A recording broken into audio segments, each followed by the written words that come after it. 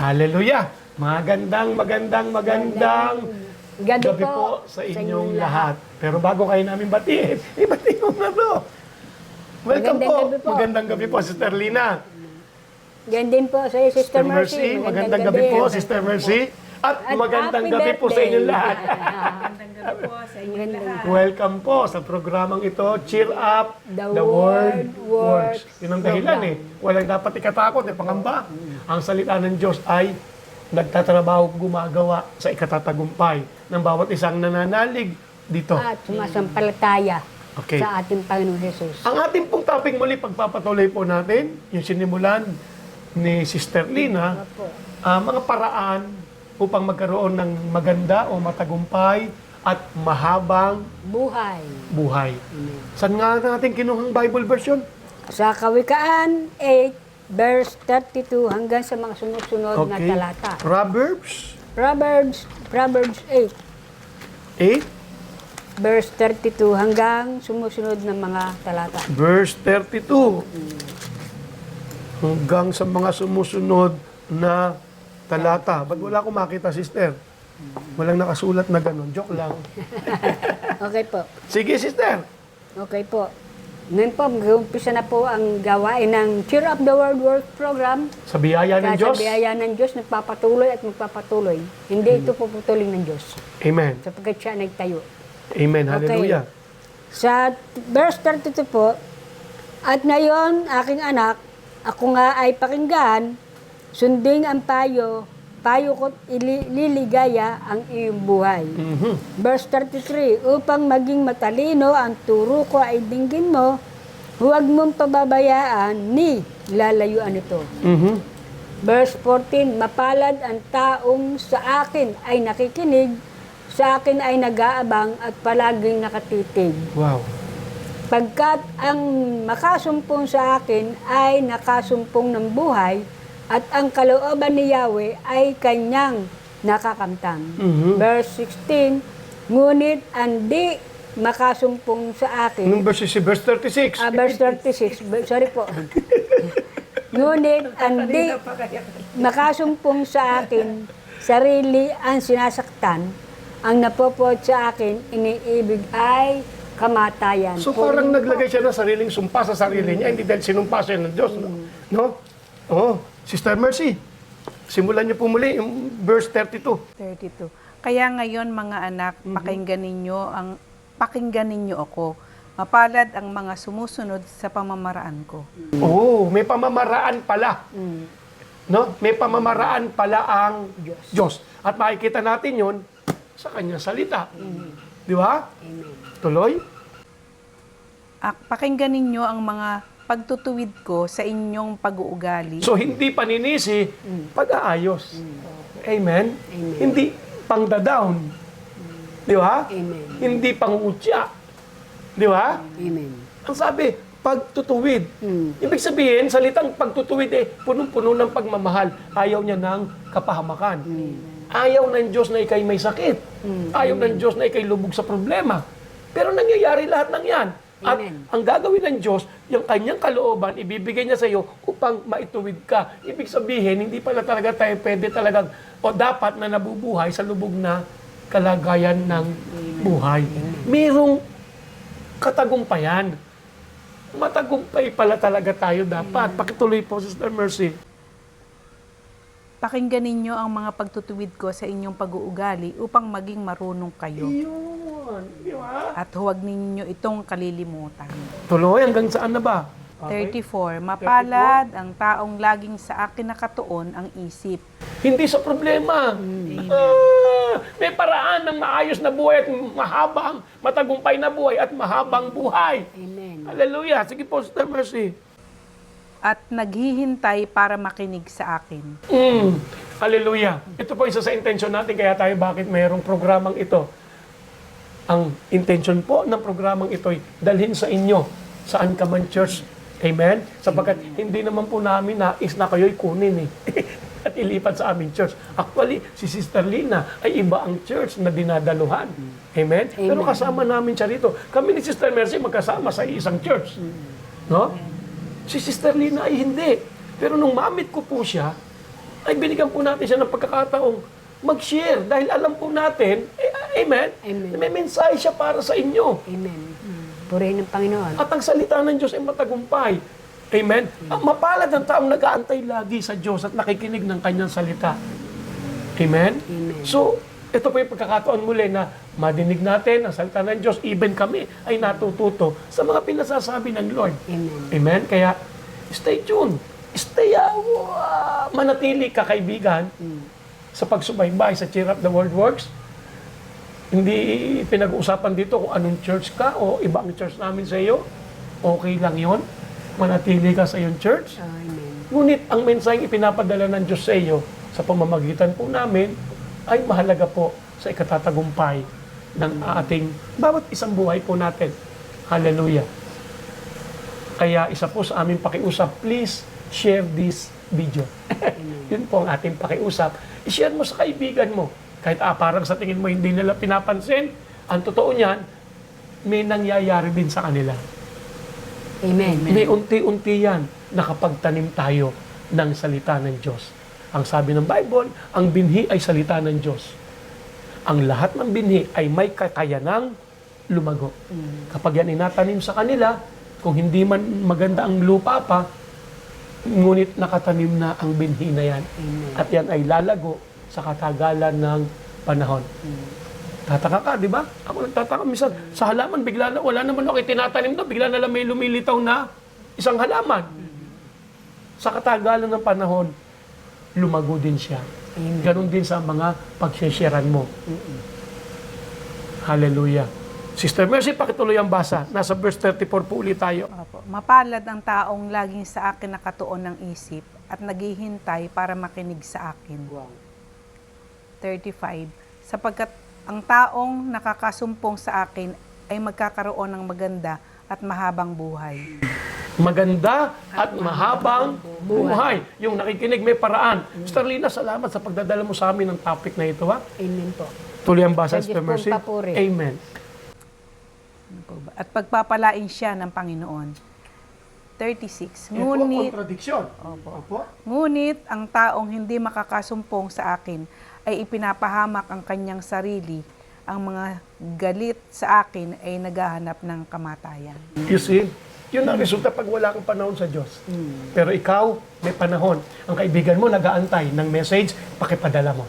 Amen? Salamat. Praise the Lord. Hallelujah. At si Sister Mercy, ang magdadagdag paraan na binasa sa iyo para magkaroon, binasa mo, 35. Tingnan natin kung nandun. Sapagkat ang taong nakakasumpong sa akin ay magkakaroon ng maganda at mahabang buhay. Ayun. Ang makakasumpong sa Lord. Hey, hallelujah. Makakadinig, magbibigay ng oras panahon, ay magkakaroon ng maganda at mahabang buhay. Yung po ang topic natin paraan upang magkaroon ng maganda at mahabang buhay. buhay. Purihin ng Panginoon. Praise God forevermore. At bago natin ibigay kay Sister Mercy, panahon naman para manalangin tayo. Tayo po'y magsiyuko. Dakilang Diyos, aming amang nasa langit. Pinagpapasalamat po namin ang pagkakataong ito. Pinagsama-sama niyo po kami upang minsan pa ay magamit upang ang iyong buhay, banal na salita, ang iyong kalooban, ay dumaloy po, marinig sa aming pong kalagitnaan, patungo sa bawat kung anumang ginagamit nila sa pakikinig ngayon ng programang itong Cheer Up the Word Works. Salamat po, O Diyos, sa anointing to understand the Word of God. Thank you, Holy Spirit.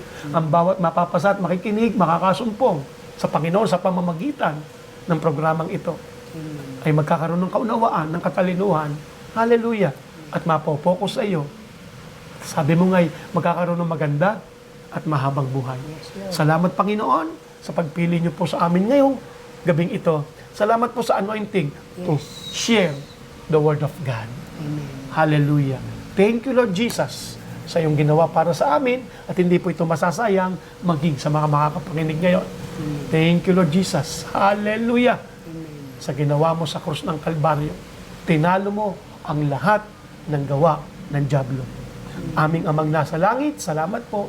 Pag-ibig, pagmamahal, pagkalinga, pag-provide lahat-lahat para po sa amin. We give you praise, Father.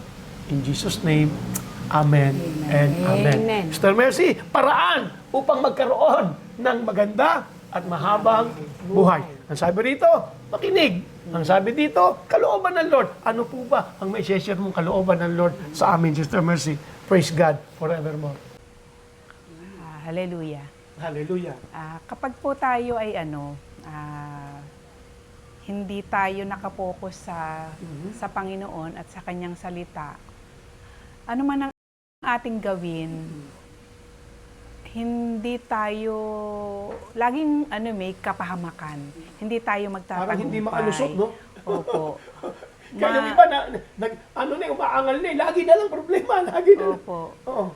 Pero kung tayo ay magtitiwala at hihingi natin ang gabay at patnubay ng Panginoon sa bawat lakad natin. Ulit, magtitiwala, hihingi ng gabay at patnubay ng Panginoon sa lahat. Sa lahat ng lakad natin.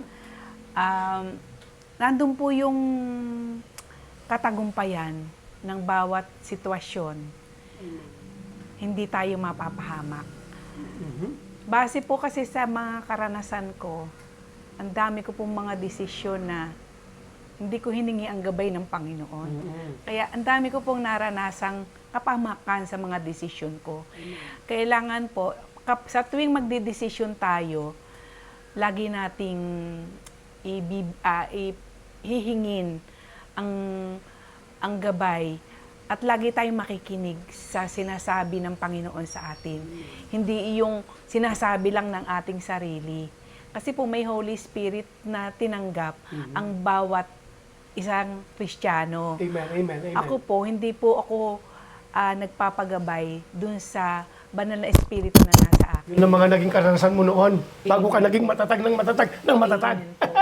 Amen po. Kaya sa marami pong mga pagkakamali, sa marami pong kapahamakan sa mga desisyon ko, doon po ipinakita sa akin ng Panginoon yung na dapat, siya ang gawing patnubay sa bawat desisyon. Doon pinakita sa akin ng Panginoon na hindi ka lagi magtatagumpay kung ikaw sa sarili mo ikaw aasa at magtitiwala. Kaya po, napakalaking dapat po nating pinapahalagahan ang salita ng Diyos na ating naririnig. Hindi yung pumapasok sa tainga, lalabas sa kabila. Kailangan po ating ilalagay sa puso at ito po ay malalakaran natin para tayo po ay magtatagumpay. Amen, amen. Kasi po ang salita ng Diyos ay na nagbibigay buhay. Nagbibigay buhay at patuloy kang mabubuhay ng maayos at matagumpay kapag po sa salita ng Diyos tayo kakapit at magtitiwala. Amen, amen, amen, amen. Totoo pong sa bawat lagi pong may problema eh. May kaharap lagi. May Opo, dumadating laging may dumadating na problema. Pero kung tayo aasa sa mga ginagawa natin, sa mga pamamaraan natin, hindi tayo dadali nito sa matagumpay na buhay. Ipapahamak tayo nito at laging may kapahamakan. Ayun nga po, kasi hindi yung plano natin, kundi ang plano ng Diyos. Dahil ang dapat nating gawin, lakaran. Dahil iba ang plano ng Diyos sa plano ng tao eh. Amen. That's right. Iba ang isipan ng Diyos sa ating isipan sapagkat ano po ba yung Bible verse na yon? Sa Isaiah, my thoughts are not your thoughts. My will are not your will. Hindi ibig sabihin na hindi natin malalaman ang kalooban ng Diyos. Ang gustong ipakita ng Panginoon, huwag yung sarili mo. Kailangan matuto ka sa akin, mag-aral ka sa akin, makinig ka. Sabi nga nung Bible verse na binigay mo sa amin, Proverbs 8, di ba? Yung pinasa natin simula 32 hanggang 35, di ba? Mapalad ang taong nakikinig, nag-aantay, di ba? Di ba? May will ang Diyos, may kalooban ng Lord na pwede nating malaman, maintindihan. Ang sabi nga ni Sister Mercy kanina, hindi pwedeng atin. Iba ang kalooban ng Diyos sa kalooban natin. Ibig sabihin, kailangan kung iba yan, kailangan nating malaman ang kalooban ng Diyos. Tulad ng binasa natin, di ba? Di ba? Kita mo, oy, grabe. Kung nandun ka pa po, Sister Mercy, pwede nyo pong pakibalikan yung verse 33. Suporta po sa sinabi nyo. Proverbs 8, verse 33. Pakinggan ninyo ang mga pagtutuwid ko sa inyo, sa inyong pag-uugali, upang maging marunong kayo. You see? Hindi ibig sabihin na hindi natin malalaman. Tama eh. Iba ang kalooban ng Diyos, iba ang atin. Pero kung tayo magbubukas ng puso sa ating Lord, malalaman natin yon. Sabi nga, pakinggan ninyong aking pagtutuwid sa inyo. Naman kaibigan, kapatid. Amen? Kaya napakahalaga ng meron pong salita na Lord. Tuloy, Sister Mercy. At nagiging exciting. Ayun nga po, yun nga po, kung tayo po ay patuloy na, kung tayo yung mabubuhay ng hiwalay sa Diyos, hindi po tayo po pwedeng mabuhay ng hiwalay sa Diyos eh. Hindi po tayo magtatagumpay sa lahat ng ating mga lakad. Kaya kung tayo po ay, ayun nga po, meron po kasing, yung plano natin, iba ang plano ng tao sa plano ng Diyos. Sabi nga po sa Jeremiah 29:11, Amen, oo. ayun, ano nga po ba? I know my thoughts, oo. Ako lamang ang nakakaalam na mga Basahin planuhin natin, para ko, sigurado. opo, Jeremiah 29, 29:11. verse 11. Oh, hallelujah. Sabi po dito, alam ko kung paano ko tutuparin ang mga plano ko para sa kabutihan ninyo Hallelujah. at hindi sa kasamaan ninyo at plano para bigyan kayo ng pag-asa na magkaroon kayo ng mabuting kinabukasan. Yun nga po, tunay nga po na talagang kung ang sa plano natin may kapahamakan, bakit pa tayo dito sa plano natin aasa at magtitiwala? Dahil iba ang planuhin ng Panginoon sa atin.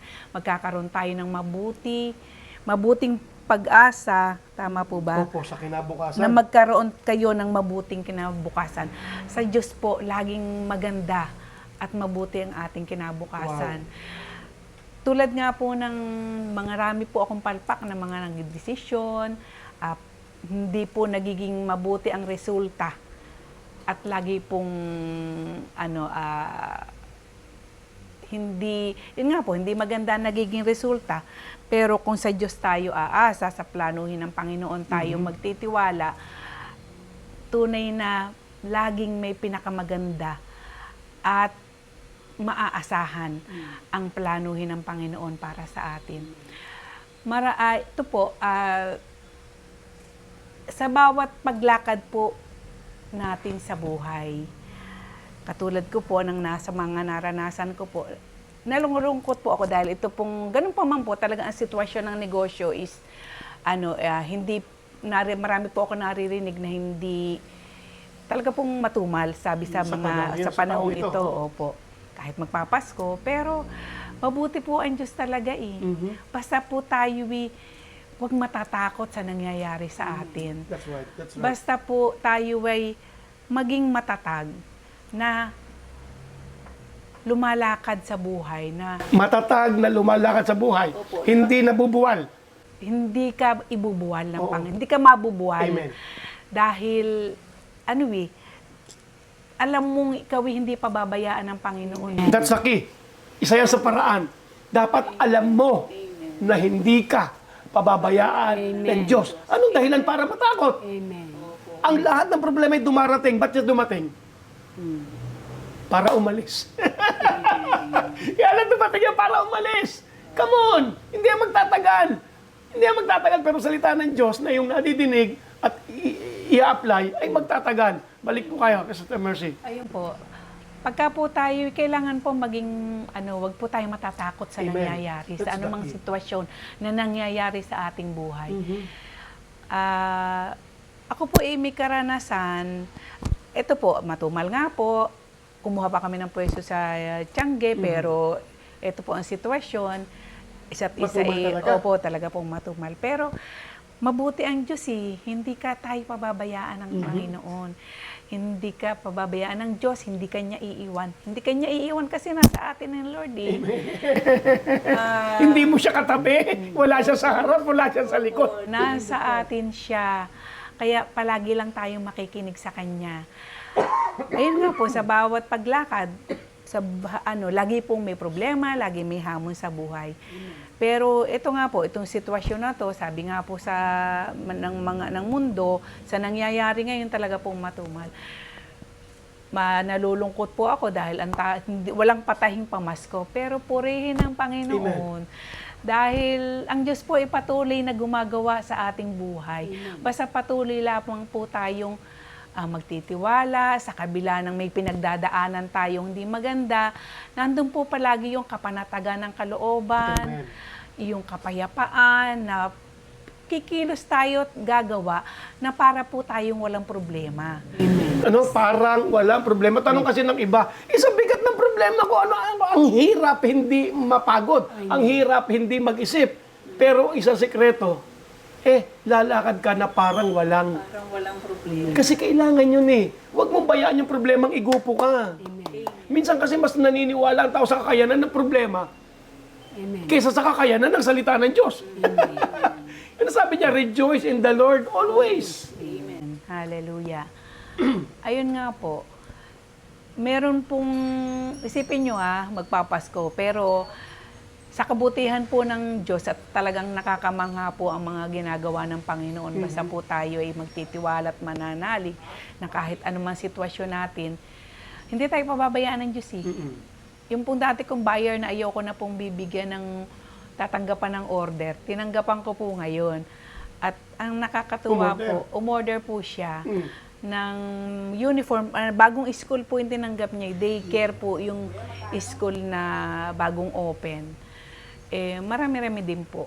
Nasa 1,000, babae at lalaki, mga ilang size lang po Ang sabi po niya, 1,000 pieces na pambabae, 1,000 pieces na panlalaki. Kaya sabi ko, salamat sa Diyos talagang. Biyaya siya ng Diyos. Biyaya po talaga ng Diyos. Hindi talaga dapat na iwasan. Opo, kaya, Sorry sa'yo. Pero ibig sabihin, amen, ganun talaga. Minsan may mali tayong kaisipan, pero ang Diyos, lahat ng tao ay mahal niya. Amen po. Ayun po, kaya ang mga mananahi po, mga tauhan po, may mga tinatahi po ngayon.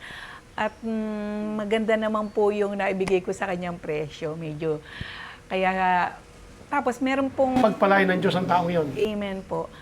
Ayun, yun nga, meron na nga po ako hindi tinanggap na order dahil jogging pants. Hindi po ako sanay sa jogging pants. Amen. In-order ko na lang po sa iba na may kaunti rin po akong kita.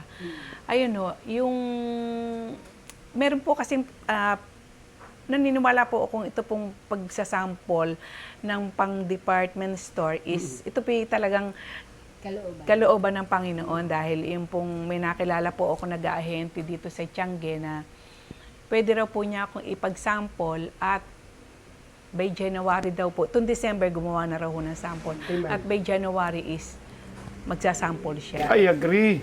Amen. Amen in Jesus' name. Ayun nga po, magsasample siya. At ang maganda, yung pong dating ahente is 30 days ang term niya para dun sa department store. Pero siya po is 3 days lang pag na-orderan. Siya po ay may puhunan. Kaya once na na-orderan po ito, is yung nga po, katulad din na sabi ng dating ahente, tuloy-tuloy na yan. Basta Praise God forevermore. maging amen. Kaya yun pong, syempre po, pag na-orderan ka, kailangan ng puhunan. Ngayon po, para, lahat Yan ngayon, ang problema. Kailangan ng puhunan. Opo. Ang lahat ng bagay po, sabi nga po ng salita ng Diyos, ay nagkakalakip-lakip. Sa ikabubuti. Sa ikabubuti. Yung pong ipinakita sa akin ng Panginoon, naisip ko po at naalaala ko, itong buyer na to, pag nagbayad sa akin, ito ang magiging puhunan pag na-orderan naman namin kami, na-orderan po kami dito sa panibagong transaction namin dito sa sa mall, sa department store. Ayun po. Kaya nga po, tunay na napakabuti ng Diyos, hindi ko babayaan talaga ng Diyos Pagka ikaw patuloy kang magtitiwala na kahit Amen. ikaw nasa pangit na sitwasyon, dadating ang may tamang oras at panahon na ibibigay ng Diyos ang mga pangangailangan mo. Meron po akong gusto sabihin, hindi pa tapos ang laban hanggat hindi ka nananalo. Kaya huwag ka susuko. No matter what the situation is, ang laban ay hindi tapos hanggat hindi ka nananalo. At ang intensyon ng Diyos ay manalo ka. Sa buhay, ha? Amen. Manalo ka. Sige. Meron din po, Pastor. Meron Anong po isisingit mo? Meron po kasi, iwang sabi ng salita ng Diyos na ang plano mo, ang plano ng tao ay hindi plano ng Diyos. Okay? Ibang plano ng Diyos sa plano ng tao. Ngayon, kung yung plano natin, ang tanong ko po, Pastor, kung yung plano natin ay isasubmit natin sa kalooban ng Diyos, magtatagumpay din ba po ba tayo? Okay. Magandang tanong yan, no? Ito po ang gandahan ng programang ito. Ito po yan. Ang tanong ko, sasagutin ko yan ang tanong. Opo. Ha? Ay po, sige po. May plano ang Diyos. Opo. Siya lang ang nakakaalam kung paano ito tutuparin. Ngayon, ito nangyari. Isipin po natin lahat, ha? Nag-isip ka ng gusto mong gawin. Opo. Nagplano ka. Hindi mo kinonsulta ang Diyos. Nagplano ka. Tapos ilalapit mo sa Diyos, Lord, pagpalain mo ito. Samantalang, kung makikinig tayo ng plano ng Diyos, hindi mo pa ipinapanalangin, pinagpala na. Amen. Kaya, iwasan. Okay, sa Bible yan, nagpaplano ang tao. Ngunit ang kalooban ng Diyos ang nangyayari. So, ibig sabihin, in the first place pa lang, magtanong ka na, Lord, ano po ba ang nais mo? Tama? Amen. Amen. Kasi, kung ang gagawin natin, ganda yung tanong no? Mananalangin ka. Okay, ito ang plano ko sa buong taong ito. Tapos sasabihin mo, Lord, pagpalain mo ito. Ba't pinagam na obligasyon ng Diyos na pagpalain yung plano mo? Samantalang kung ang iintayin mo ay ang plano ng Diyos, you will pray, amen? Makikinig ka, magbabasa ng kanyang salita, i-guide ka ng Holy Spirit. The Holy Spirit will guide you into all truth at ipapakita niya ang mga bagay na darating. So hindi mo pa ipinagpepray yung plano ng Diyos na naramdaman mo, ay pinagpala na. Yan pong problema sa marami. Bawat tatlo tayo. Amen. So, plano natin to pong isang taon. Nag-isip tayo na nag-isip sa linya ng ating alam. Matapos nating isulat lahat, Lord, ito po inilalapit namin. Hindi obligasyon ng Diyos na pagpalain ang sarili mong plano. Amen. Samantalang in the first place, meron na siyang, I know my thoughts and plans for you. Kung siyang nakakaalam ng plano niya para sa atin at yun ay mabuti, mas maiging pakinggan. Amen. Nais ko po idagdag, no? Yung kaibigan, no, kapatid, nung masira ni Eva at Adan, ang paninirahan nila sa Garden of Eden, hindi nila sinunod ang sinabi ng Diyos. At ang sinunod nila ay sinabi ni Satanas, hindi kayo mamamatay. Di ba sabing gano'n? So, sa madaling salita, naniwala si Eva at Adan sa gusto ni Satanas. Ano nangyari? Inilabas sila sa Garden of Eden. Pero hindi, kala nung iba tapos na lahat. Hindi doon natapos yun. Sapagkat may sinabi nga ang Diyos, I know my thoughts and plans for you. Hindi naputol ang magandang plano ng Diyos sa lahat ng tao. Hindi naputol na paglabas ni Eva at Adan sa Garden of Eden. Hindi naputol doon, I know my thoughts and plans for you. Plans for your welfare and not for your disaster. Amen. Still nagkamali sila pero maganda pa rin ang plano. Kaya kaibigan, kapatid, listen to God. Hindi pwedeng hindi niya ibibigay ang magandang plano niya. Kung siya lamang ang nakakaalam, sa si pakibasa nga po yun, 29:11. Alam ko kung paano ko tutuparin ang mga plano ko para sa Alam niya, kabutihan. tutuparin niya yan para sa kabutihan mo. Kaya nga po, yung Proverbs mo, sister, pakibasa, verse 32 ng Kawikaan chapter 8. Anong sabi diyan sa iyo? At ngayon, aking anak, ako nga ay pakinggan. Oh. Sundin ang payo ko, Oh. liligaya ang iyong buhay. Yes, sinakuha mo, Sister Lina. Amen. Amen? Amen. Wala mas namang magplano, pero pakinggan natin ang Diyos. Pakinggan natin ang Diyos. Pakinggan natin siya. At ano daw mangyayari? Pakibasa ulit, 32. At ngayon, aking anak, ako nga ay pakinggan. Anak, ha? Anak. Okay, tabi siya sa mga born again na. Sundin ang payo ko't liligaya ang May iyong payo ang buhay. Diyos eh. Makinig tayo. Gusto mo na maligayang buhay? Amen. Amen. Amen. Amen. Praise God. Kaya salamat sa iyong tanong. Tuloy pa, ano pang sabi?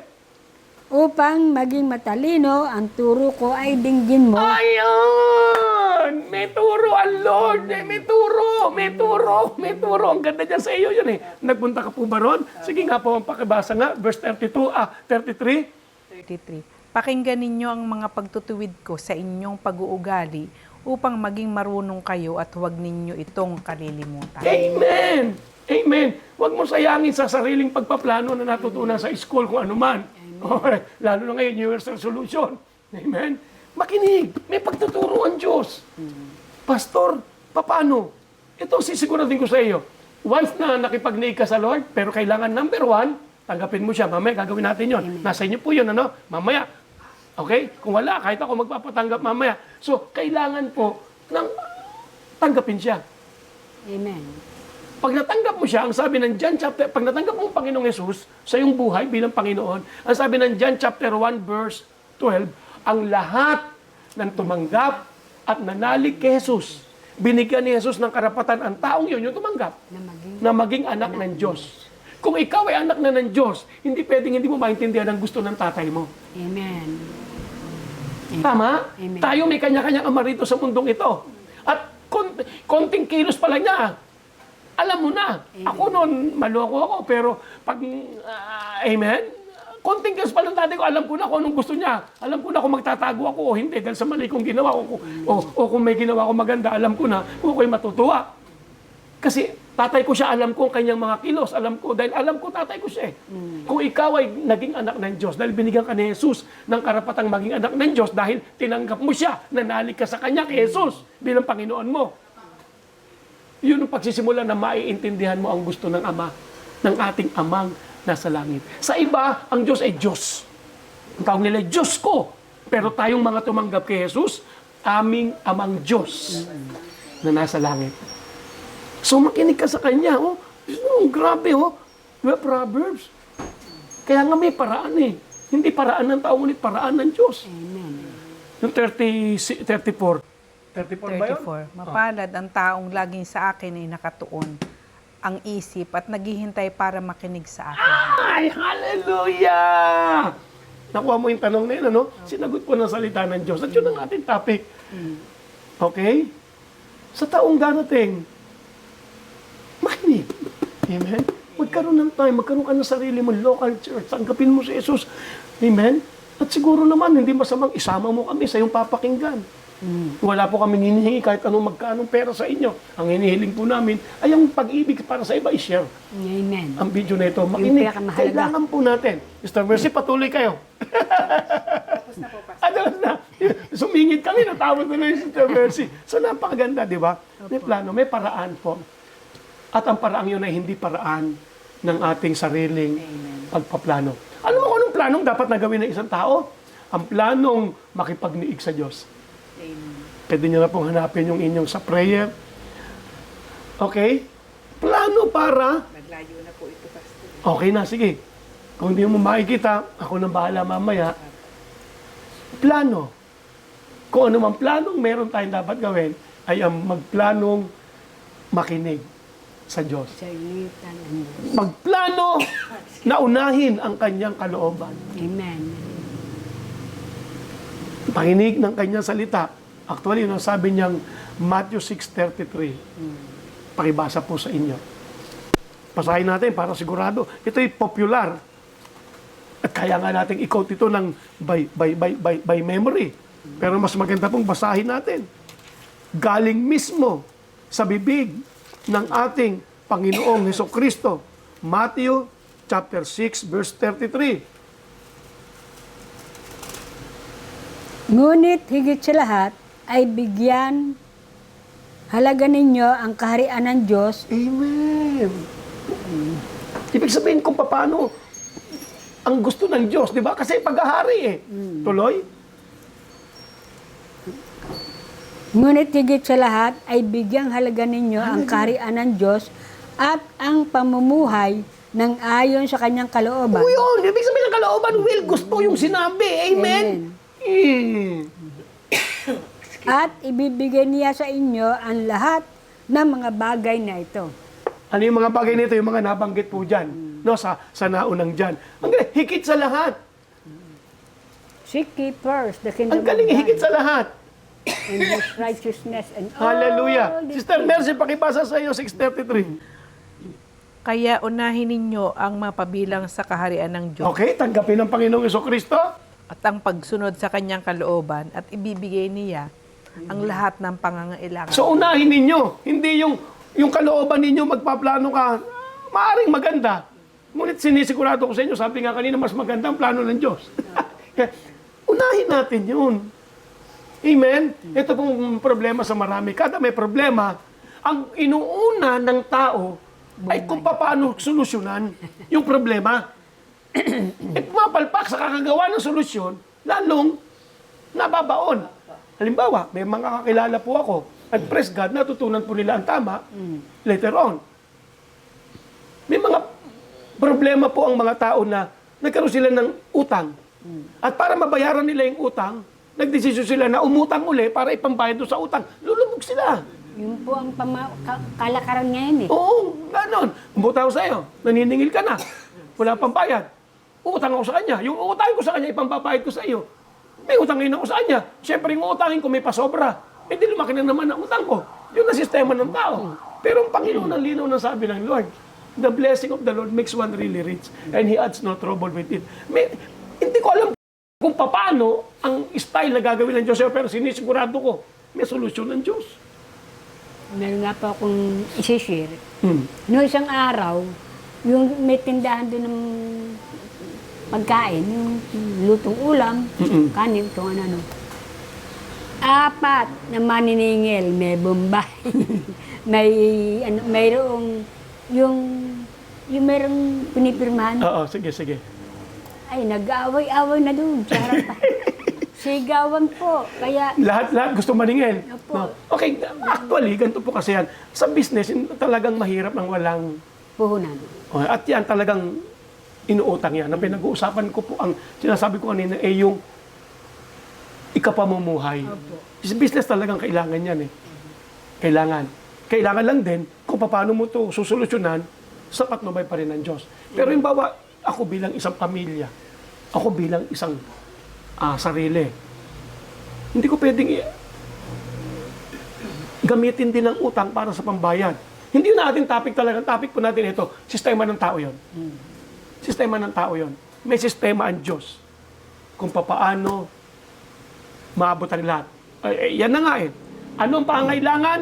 Pakibasa uli sa 6:33. Tingnan mo ha. Matthew 6:33. Ito. Ngunit higit sa lahat ay Higit sa lahat. bigyang halaga ninyo Bigyang halaga. ang kaharian ng Diyos at Napagharian ka ng Diyos o kaharian ng Diyos. pamumuhay ng ayon sa kanyang kalooban. At At ibibigay niya sa inyo ang lahat ng mga bagay na ito. yun yung mga solusyon. Kulang sa pera, walang makain, walang makamit, walang mainom. Amen. Ibibigay lahat yun. Ibibigay yun, pero Kung higit una sa lahat, bigyang halaga. Huwag baliwalain, bigyang halaga na pagharian ka ng Diyos.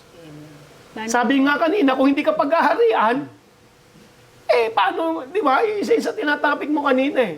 O may tinatanong ka, sister. sabi sa ang tanong nila sa akin sabi niya sa akin ikaw, wala kang pamilya, kaya wala kang problema. Sabi ko, lahat tayo nangangailangan. Oo. Lahat tayo nangangailangan. Pero hindi ko ilulubog ang aking sarili para sa utang. Oo. Okay, praise the Lord. Ang punto natin nga ito, no? May sistema ang tao, may sistema ang Diyos. Hallelujah. Kaya sa sistema ng Diyos tayo sumunod. Makinig. Gawing available ang sarili. Pero hindi yun mangyayari na mauuna mo ang Diyos kung hindi mo muna hihilingin o kung hindi mo muna kung hindi mo muna tatanggapin ang solusyon ng lahat, ang ating Panginoong Amen. Jesus. Tingnan nga po natin ang 1 John chapter 5. 1 John chapter 5. Kaya na natin yung oras, huwag tayo mainip. Pwede mong putulin, ituloy mo mamaya, pero isa po sinisigurado sa inyo, mahalaga ang ating pag-aaral. Hindi po nakakainip ang mag-aral ng salita ng Diyos. Marahil ay wala ka laging time, ngunit eto na nag-aaral tayo. No? Bigyan mo ng pagkakataon. 1 John chapter 5. Yung verse 11 ba yun? 1 John chapter 5. Verse 11. Ito na lang, dito na lang. Verse 4. 1 John 5:4.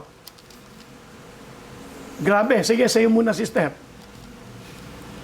sapagkat napagtatagumpayan ng mga anak ng Diyos ang sanlibutan at nagtatagumpay tayo sa pamamagitan ng pananampalataya. Amen! Sister Mercy, pakibasa. Sapagkat ang bawat anak ng Diyos ay nagtatagumpay laban sa mundo. Oh, Napagtatagumpayan niya ito sa pamamagitan ng pananampalataya. paano tayo naging anak ng Diyos? Di ba? Napagtatagumpayan ng bawat anak ng Diyos. Paano tayo magiging anak ng Diyos? At kung bawa, okay, sige, paano muna? John chapter 1 verse 12. Ano sabi ng John chapter 1 verse 12? John chapter 1 verse 12. Hallelujah. Ang ganda na may Biblia, no? Hallelujah. Kung wala kang Bible, bumili ka. Pastor, meron akong Bible sa cellphone ko. Mas maganda kung meron kang papel. John chapter 1 verse 12. Sa'yo muna, sister. Subalit ang lahat ng tumanggap at sumasampalataya sa Kanya Kay Jesus yun. ay binigyan niya ng karapatan maging mga anak ng Diyos. Maging mga anak ng Diyos. Walang basa sa'yo. Verse 12. Teka po, parang... Ngunit ang lahat ng tumanggap Lahat ng tumanggap. ang tumanggap at sumampalataya sa Kanya ay binigyan niya ng karapatang maging anak ng Diyos. Ang sabi sa binasa natin kanina sa 1 John chapter 5 verse 4, na pagtatagumpayan ng bawat anak ng Diyos, nakadisenyo sa bawat anak ng Diyos na magtagumpay sa mundong ito. Sa mundong ito, ha? Sino ang inaasang magtatagumpay? Yung may problemang hinaharap, kaya nga may tagumpay eh. Ibig sabihin, makakarating ang problema sa iyo. Ngunit dahil anak ka ng Diyos, magtatagumpay ka. At nagtatagumpay tayo dahil sa ating pananampalataya. Saan galing ang pananampalataya? Sa pakikinig ng salita ng Diyos. Ang tanong, paano magiging anak ng Diyos? Kung tinanggap mo si Jesus, binigyan kanya ng karapatang maging anak. Hindi natin kaya maging anak, wala tayong katwiran na atin eh. Pero sa ginawa ni Jesus, kaya natin siya tinanggap, nagkaroon tayo ng karapatang maging anak ng Diyos. Kung anak ka ng Diyos at hindi ka nagtatagumpay, isa ang kulang. Pakikinig. Amen. Amen? Pagbibigay ng time. Amen? Amen. Mabuhay ayon sa kanyang kalooban, ayon sa kanyang gusto. Huwag yung sarili mong disenyo, kundi yung disenyo ng Diyos. At kung ikaw hindi nagtatagumpay dahil hindi mo pa tinatanggap ang Panginoong Yesus, ito yung pagkakataon. Tanggapin mo siya. Amen. At ililid ko Purihin po ang kayo Panginoon. sa maikling panalangin ng pagtanggap. Pero bago yon, ang tanong uli, paano ko siya tatanggapin? Ano bang ginagawa ni Jesus? Tingnan natin ang Revelation o Pahayag, chapter 3, verse 20. Hallelujah! May paraan para magkaroon ng magandang buhay at mahabang buhay. Hindi ka papatay ng sakit karamdaman. Hindi po dapat naghahari ang sakit karamdaman sa atin. Amen? Hallelujah! Revelation, Pahayag, chapter 3, verse 20. Sa'yo muna, sister. Tingnan mo, nakatayo ako at kumakatok sa pintuan. Okay. Kung di rin gininuman ang aking tinig at bubuksan ang pinto, papasok ako at kakain akong kasalo niya. Ay, makakasama natin ang Panginoong Yesus. Para tingnan mo, ika. Behold. Tingnan mo. Bigyan mong pansin. Amen. Huwag mong baliwalain. Bigyan mong pansin. Tingnan mo. Kumakatok ako, sabi ni Jesus. Hindi mo siya pinapansin, pero panay siya ang katok. Amen. At this time, sabi niya, abay, pakinggan mo naman. At kaharap ka nga namin ngayon. Amen. Pakinggan mo naman, ika, ang katok ng Lord. Pakitbasa sa'yo, Sister Mercy. Narito ako sa labas ng pintuan ninyo at kumakatok. Narito ako, sabi ni Jesus, sa labas ng buhay mo. Kumakatok siya. Tuloy? Kung may makarinig sa akin at buksan ang pinto, Pakiputol. At sigurado kung naririnig mo ngayon, kaya nga, pati ikaw, kaibigan, hinihiling namin i-share mo ito, no? Para marinig niya. At kung may makarinig sa akin, sabi ni Jesus, paano may makakarinig kung walang mahangaran? Amen? Kaya po tayo may ganito.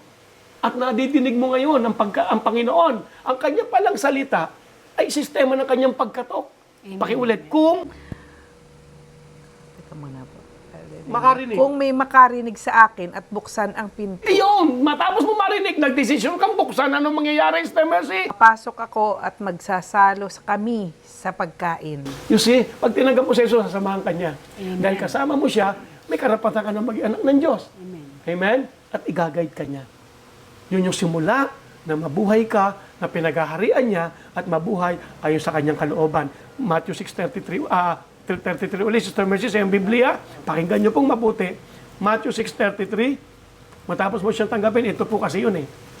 Matthew 6:33.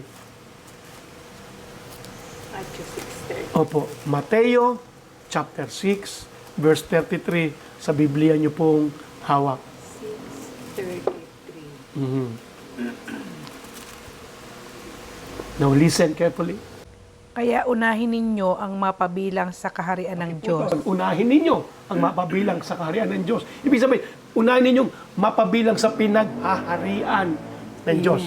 Kapag si Jesus, nadinig mo mensahe niya, tulad ng ginagawa natin ngayon, at binuksan mo ang iyong puso sa Kanya, paghaharian Kanya, sasamahan Kanya. Unahin ninyo ang pagharian kayo ng Diyos. Number 1. Amen. At gagawin po natin mamaya yon sa pagtanggap. So, kumakatok siya. Kapag pinapasok mo siya, paghaharian ka niya. At ang pagsunod sa kanyang kalooban at ibibigay niya ang lahat ng pangangailangan ninyo. At pagsunod sa kanyang kalooban. Anong kalooban niya? Ang kanyang salita. Kaya mahalaga pong meron ito. Ibig sabihin, gawin natin yung mga sinabi niya. Tulad ng, una, pagtanggap sa kanya. Amen? Kumakatok siya. Pagtanggap. Ang tanong, paano ko siya papagbubuksan? Paano ko siya tatanggapin? Sister Lina, Romans chapter 10, verse 9. Romans chapter 10, verse 9. Hallelujah to Jesus. Oh, thank you, Jesus.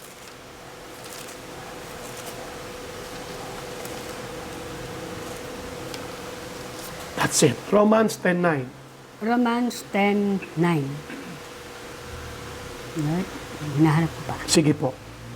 Kung ipapahayag ng iyong bibig na si Jesus ay Panginoon at buong puso kang sasampalataya na siya'y muling binuhay ng Diyos, maliligtas ka. Amen.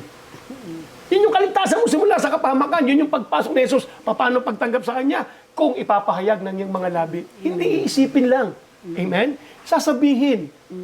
Ano bang pagkakasabi niya sa Sister Mercy? Kung ipapahayag mo na si Jesus ay Panginoon Kung ipapahayag mo na si Jesus ay yung Panginoon. at sasampalataya ka ng buong puso na muli siyang binuhay ng Diyos, maliligtas ka. Hindi siya nanatiling patay, buhay ang Diyos. Amen. Matapos sa nung ikatlong araw, nabuhay siyang maguli. Siya'y matagumpay na naghahari ngayon bilang Diyos. Tatanggapin mo siya, papapasukin mo siya, paano pagtanggap sa Kanya, ipapahayag mo na siya'y iyong Panginoon. Bakit mahalaga yon? Ang lahat ng tao ay napailalim kay Satanas. Amen? Simula nung magkasala, si Eva at Adan. Ngunit maganda nga ang plano ng Diyos eh. Hindi naputol yan eh. Maganda yan. At isa sa gusto niyang gawin mo, tanggapin mo si Jesus. At maghahari si Jesus sa iyo. At yung paghahari ni Jesus na yon, kaya siya makapaghari dahil sinabi mo siya na ang maghari, siya na ang iyong Panginoon. Ibig sabihin, nakikipag-break ka na kay Satanas. Amen. At doon lamang makakapakialam si Jesus sa iyo. At ang lahat ng kailangan mo ay ipoprovide. Hindi pwedeng hindi kasi sinong ama o sinong magulang ang nagnais ng kapahamakan ng kanyang anak? Amen.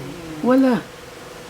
Tanging magulang ang naghahangad na maganda para sa kanyang anak. Marahil ang kanyang tito-tita ay magandang planuhin sa kanilang pamangkin, ngunit higit ang magandang naisin ng magulang para sa kanyang anak. At kung tinanggap mo si Jesus, ikaw ay may karapatang maging anak ng Diyos, ang magandang plano niya ay siyang mangyayari sa iyo. Patuloy ka lamang makikinig. Kaya ngayon inaanyayahan ka namin, I will lead you sa maikling panalangin ng pagtanggap sa ating Panginoon. Sabihin mo ito ng buong puso, Panginoong Hesukristo, Panginoong Jesucristo, sa gabi pong ito sa gabi pong ito, ay nagpapasalamat ako ay nagpapasalamat ako sa mga salita mo sa mga salita mo na aking nadinig. na aking nadinig. Panginoong Hesukristo, Panginoong Jesucristo, binubuksan ko po binubuksan ko po ang aking puso, ang aking puso, ang aking buhay, ang aking buhay, ang buo kong katauhan buo kong katauhan para sa iyo. para sa iyo. Panginoong Jesus, Panginoong Jesus, tinatanggap kita, tinatanggap kita, ipinapahayag ko pinapahayag ko na ikaw, Panginoong Hesukristo, na ikaw, Panginoong Jesucristo, simula sa gabing ito, simula sa gabi ay ito, akin pong Panginoon. ay akin pong Panginoon. Panginoong Hesukristo, Panginoong Jesucristo, tinatanggap kita tinatanggap kita bilang aking Panginoon, bilang aking Panginoon. tagapagligtas, Tagapagligtas, provider, provider, lahat-lahat lahat-lahat para sa aking buhay. para sa aking buhay. Nananalig po ako Nananalig po at nananampalataya at nananampalataya na ikaw na ikaw ay namatay ay namatay para sa akin. para sa akin. At nung ikatlong araw na, At noong tatlong araw na, ikaw ay nabuhay muli. ikaw ay nabuhay na muli. Panginoong Jesus, Panginoong Jesus, ikaw na po ikaw na po ang maghari sa ang akin. maghari sa akin. Salamat po Salamat po sa karapatang sa karapatan maging anak ng Diyos. maging anak ng Diyos. Hallelujah. Amen. Purihin ka, Panginoon. Hallelujah. Salamat po sa tagumpay. Ako na lang po mananalangin. Dakilang Diyos, aming amang nasa langit. Narito ang anak mong ito na nagkaroon ng karapatan maging anak mo dahil tumanggap sa Panginoong Kristo. Salamat po sa magandang buhay, matagumpay, mapayapa at maayos na buhay. Sa kabila ng mga darating na problema, ang lahat ng anak mo ay nagtatagumpay sa mundong ito. Kaya salamat po sa tagumpay ng aming kapatid na ito. In Jesus' name and by the power of the Holy Spirit. Amen. And Amen. amen. Congratulations! Salamat sa Diyos. So paano? Next episode muli ng ating pong Cheer Up the Word Works program. Bye-bye. God loves you. God You bless are you. victorious. Hallelujah. Praise God forever. See you, Rex. Hallelujah.